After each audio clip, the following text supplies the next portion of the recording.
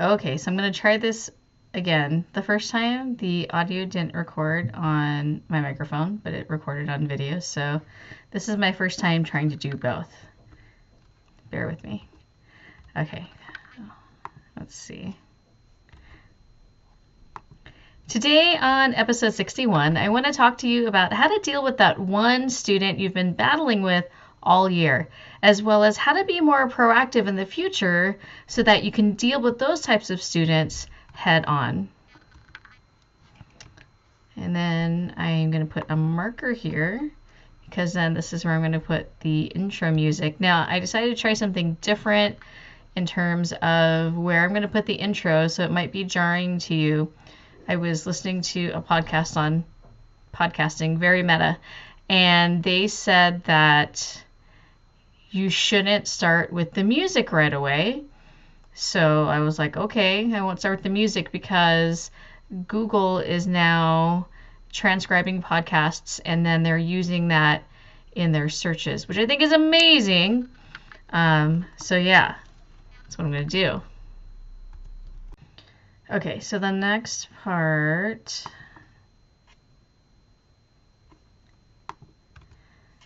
here we go. Welcome to the Teachers Need Teachers podcast, a proud member of the Education Podcast Network.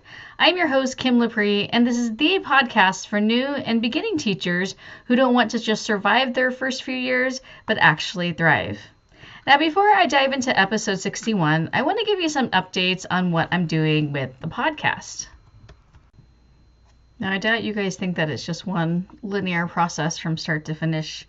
There's a lot of starting and stopping. Okay. First, this coming weekend, June 1st, will be my 1-year anniversary of this podcast. Can you believe it? I definitely didn't expect that I'd make it this long. And as you may know from listening to some of my other episodes, I'm super reflective, and I started thinking about what I want to do differently this year. I feel like the podcast in general is very successful, and I'm super happy with it, but I want to give you more.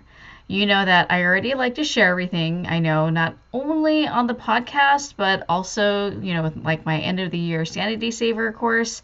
And so I was wondering what else I can do and how I can do it in a sustainable way that doesn't burn me out. So one thing I decided to add is more content, more behind the scenes of not only the podcast, but what it's like in my future classrooms. And I say future classrooms plural because if you remember from last episode, I gave up my classroom to become a traveling teacher. So I wanted to let you in on that process of checking out my new classroom and storage and moving in and dealing with that, the traveling part, how I get ready for back to school and planning lessons and all of that stuff. And I think that it would help you to let you in on my thought process and be really meta about it. And when I've worked with mentees in the past, this has really been helpful for them because it's just the way that I approach a lesson and the thought process from beginning to end. I also do this when I'm teaching my students writing. I'm very meta about where I start and what I'm thinking about. I also wanted to do a lot of all of this stuff where I teach you, my processes via video. So some of you may remember me mentioning that I'm not really comfortable on video, but I decided that I want to let you get to know me a little bit better, and so I better just suck it up and do it. So I've started a page where I'll be posting my videos, and it's not a YouTube channel, mainly because that's a little too public for me, but it's on a Patreon page. So if you head over to teachersneedteachers.com/updates, you can find my upcoming reflections and videos there. It's almost like a mix of a blog and a vlog, the vlog. I guess that's a word, right? Vlog. And so while you're there, if you're loving this podcast and you come week after week faithfully and you feel compelled to support me in the podcast, then maybe you'd consider becoming an awesome supporter on this page. There are different levels of support that you can choose from, but certain levels let you into my video updates, and the highest level gets you also Oh, that sounds bad. Wait. Okay, I gotta go back. There we go. Wait. All right. There are different levels of support you can choose from. So some levels let you into my video updates, and the highest level also gets you a Teachers Need Teachers sticker and a monthly Skype call with me where I work with you on whatever you're struggling with and need help on. So if you want to catch my first free video and reflection, then go ahead and head over to teachersneedteachers.com/support, which I'll link in the show notes.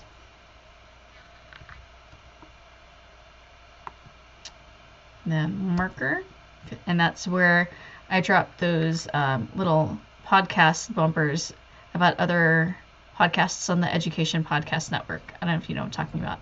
It's just kind of towards the beginning. Okay, next part. So at the time of this recording, it's the end of the year. Some teachers are already done with teaching, and others are, like myself, are wrapping up. And so, as you know, I mentioned this already in the introduction, I like to reflect.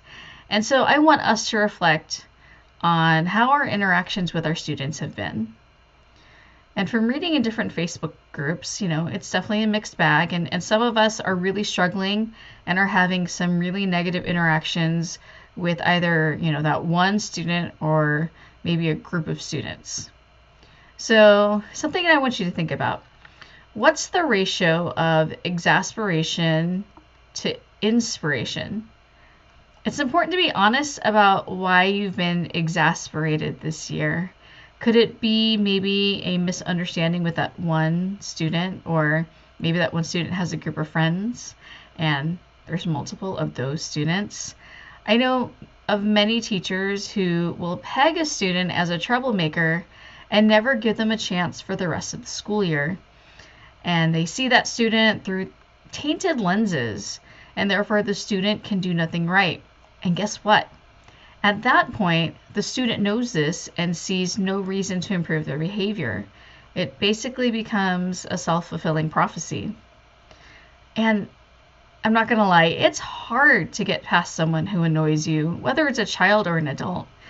And we tend to place blame on circumstances beyond our control, such as parent involvement or accountability, lack of consequences maybe from your administration when you send them to the office, apathy of the student.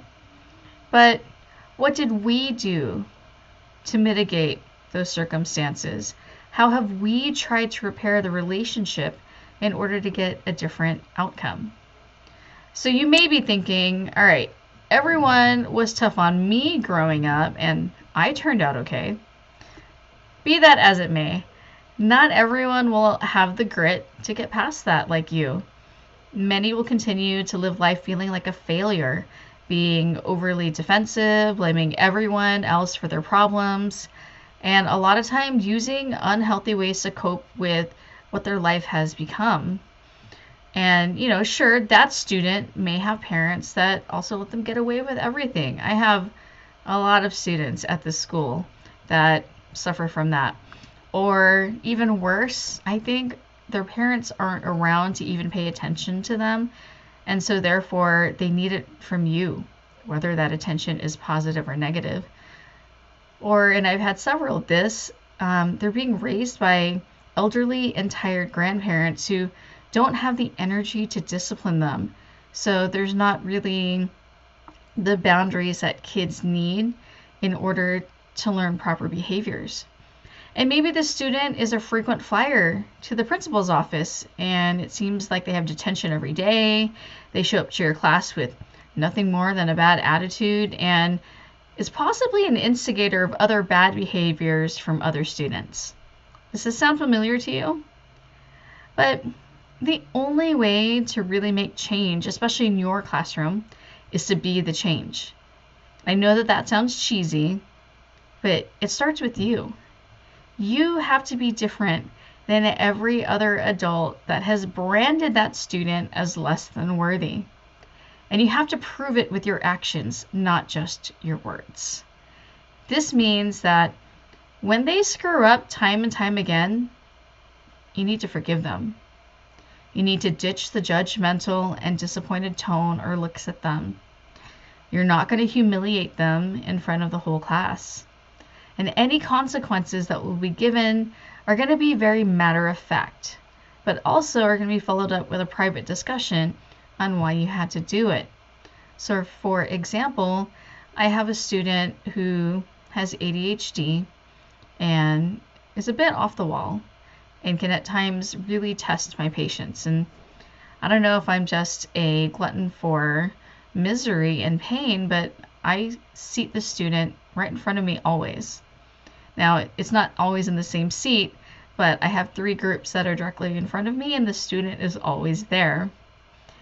And so past Kim would be blowing up at the student every day and would always assume that the student is doing wrong. But current Kim and wiser Kim knows better. So right from the start, within the first week of school, I knew that the student was going to be a handful. And so I took it upon myself to really build relationships, or a relationship with that student. I knew that I had to have them on my side right away because I could see that the student could get really out of control and could get other kids out of control. All right, so I need to stop saying, all right, so. All right, here we go. I had to stop there because I lost my train of thought. Now, in your situation, while you probably experience microaggressions from students all day long, and especially from that student, the majority of kids still have far more negative reaction when they experience microaggressions from you. At the very basic level, and I want you to think about Maslow's hierarchy of needs, which we learned in our teacher prep programs. Kids need to feel safe and secure.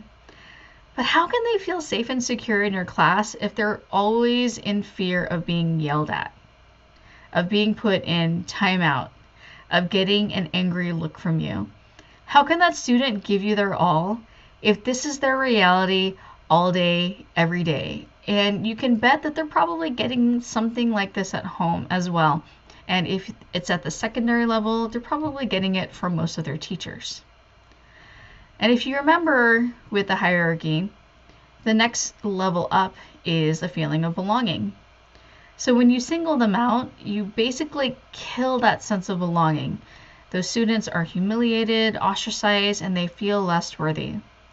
And while their actions towards you may bring on anger and humiliation, especially if you're not at the point where you're thick-skinned, you gotta remember that you are the adult and should know by now how to deal with those behaviors appropriately, especially as a teacher. But a child, they don't have the agency or resilience or know-how to properly react. So what about those sneaky kids that seem to game the system, who just love to see you upset? Can you imagine what happened to them in their life that brought them to this place? What kind of trauma have they experienced where they've had to learn to lie and cheat and antagonize? Now,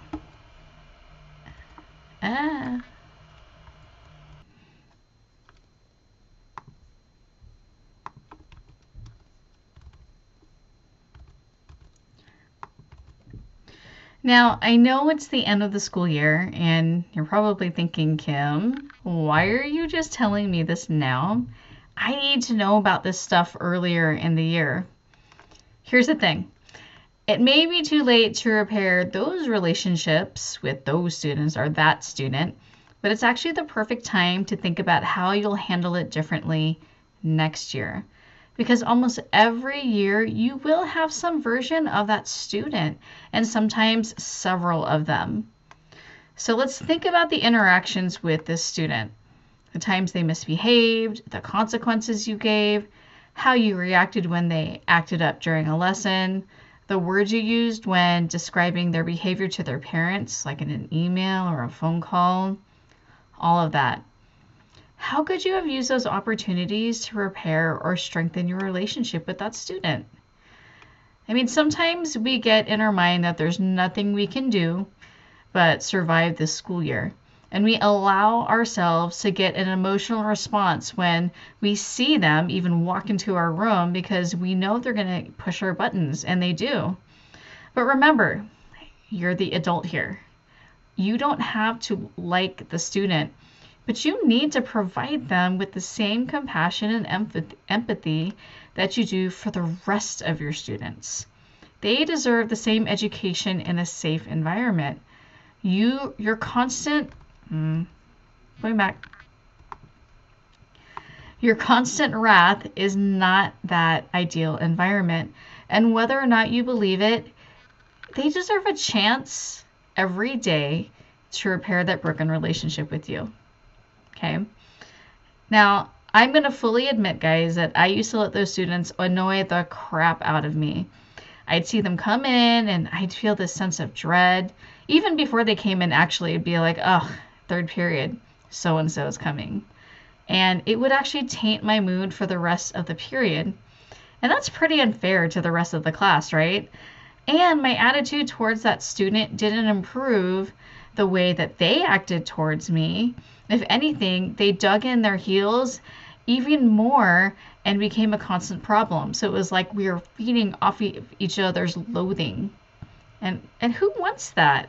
Who wants that kind of negativity and microaggression day after day?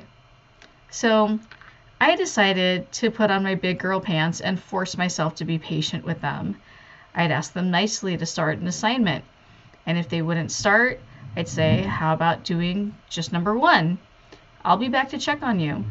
I'd circulate and come back. And if they didn't do it, I'd pull up a stool and sit with them and then prompt them to start. So here is an example of a conversation that I would have with them. Okay, so let's do this first question. And it says that you need to write a simile about how cold it is. So what's something that's cold? I don't know. I don't get cold. Oh, good for you. You know what? I'm actually always warm too, so I love the cold. So what's something that's usually cold? Nothing. Really? Have you ever had ice cream before? Yeah. Was it warm and melted when presented to you? No. So was it cold? Yeah. So there you go. So what could be as cold as ice cream? I don't know.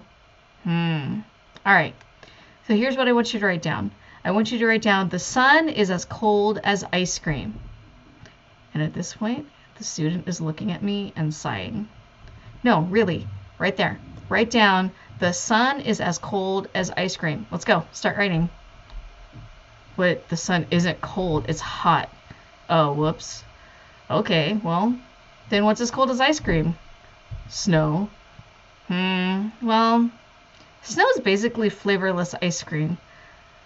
What's the place that people complain about and says that it's cold? Mr. G's classroom. Okay, that's perfect. Okay, so we're going to go with that. Okay, we're going to write that down. So what are you going to write? Mr. G's class. Well, what about it? Mr. G's class is as cold as ice cream. You are freaking awesome. Yes, write that down right now. And at this point, the student is begrudgingly writing this down. Sweet. So you've got 9 to go. Do you want me to sit here and help you? No. You know what? No, I'm going to sit here. I'm going to watch you. Because staring is caring. No, I'll work. All right, so that's like a basic conversation that I have with a student that doesn't like me, likes to act up, doesn't want to do any work. I know it's a little bit weird that I'm so peppy with them and I am giving them wrong answers, but psychologically, I'm making them feel like I'm making it easier for them. So like, okay, I'm going to give you an answer. I'm going to tell you what to write down. And it's not that the students are stupid, because the student knows what the right answer is, but I just want to make it so nonsensical and force them to write it that they're going to think, no, because they want to prove me wrong. Or sometimes they'll write it. They would have written the sun is as cold as ice cream. And I'd say, awesome. And then we'd move on. And I would keep doing that until they got tired of it and started to correct me. And they did it correctly. And then I would go away. So it's that tenacity. And how is this repairing the relationship, you may be wondering? Well, here's the thing, over and over again. So when you do that, and I'm thinking especially of this one student that I have this year, when you do that, they don't feel attacked. They just feel like, oh, this is what happens. Like when I fall, I scrape my knee. When I talk too much on several days in a week, I get detention.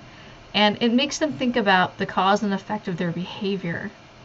So again, we're repairing the relationship, or maybe you don't even need repair if you do this right from the start. That's the goal. That's the ultimate goal, where you have the students on your side from the very beginning so that you don't have to spend so much time repairing relationships. But if you do have to repair because maybe you've spent the whole first semester having kind of this battle with this student, second semester, even if it kind of stings and it kind of is annoying that they're acting this way towards you and you're trying so hard to be nice, you're going to try to start repairing. And you can even tell them, you can have a talk with them and say, look, I know that this first semester we had a really rough start and I feel really bad about that. You are an awesome student, and I think that sometimes you make poor choices with your behavior, but that doesn't mean that you deserve the way that I treated you. So I'd like to start all over again. And I'm hoping that, you'd be willing to give me a chance to, show you that I don't think that you're a bad student. Something along those lines. And again, for some of us, we can be very prideful, like I was when I first started teaching English, where I didn't want the student to think that I had to fix the relationship. They're the ones who should fix it. They're the ones screwing up. But remember, you're the adult in the room. So I don't know if this is going to make you feel like happy about this past year, but what I'm hoping is that it's going to make you feel hopeful for next year so that we can move forward and we can keep on working on having positive relationships with our students. And if you have an instance of this past year that you'd like to share with me, go ahead and email me at kim@teachersneedteachers.com. And I'd love to hear your story and how you dealt with it, good or bad. I'm not going to judge you because trust me, I've been there. And maybe we can talk about how to, do it better next year. There's always room for improvement. And again, if you want to see the video of this particular episode as well as other video updates, you can head over to teachersneedteachers.com/support. And I hope that you'll consider being an awesome supporter of the podcast. Thanks for hanging out with me today, you guys, and have a fabulous week. Okay, so that was the podcast. I'm done for now. I have a little bit of editing to do, and then it's going to be up on Sunday. My plan is that I'm going to have these videos up so that you can preview the episode even before the episode is released. So that's my plan, especially because you are an awesome supporter and you deserve it. You deserve some extras. And if you look at the 3 different levels for supporting me, there's the digital high five, which is at the $1, and then there's the digital hug, which is at the $5. So once you get to the digital hug, then you get the videos and the updates. But for the digital work spouse, I'm sure you guys have a work spouse, someone who you're always hanging out with or going to see all the time, or maybe you're not there yet, but you'll get a work spouse, trust me. Then not only do you get these videos, you also get a Skype call with me once a month so that we can kind of powwow about what's going on with you, and I can give you my perspective on anything that you're struggling with or want to improve. So thank you guys for hanging out with me today, and I'll see you next week.